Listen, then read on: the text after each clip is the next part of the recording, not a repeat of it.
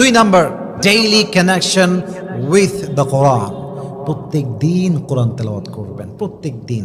এই সময় এসে যদি আপনি কোরআন তেলাওয়াত করতে পারেন, কোরআন তেলাওয়াত শুনতে পারেন, আপনাকে শ্রেষ্ঠ নারী হিসেবে কবুল করবে একজন। বলেন সবাই, তিনি কে? যত যাই হয়ে যাক, কোরআনটা পড়তে হবে। আল্লাহ প্রত্যেকটা মা বোনকে কোরআন তেলাওয়াত করার তৌফিক দান করুক। পড়েন সবাই আমিন। 3 নাম্বার, ইবাদত করবেন একদম গোপনে।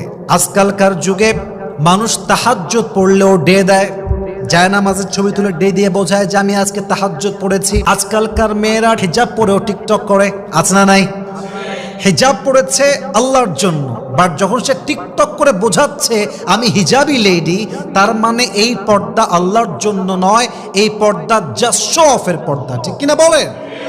প্রত্যেকটা আমল, প্রত্যেকটা ইবাদত হবে এক সত্তার জন্য। বলেন সবাই, তিনি কে?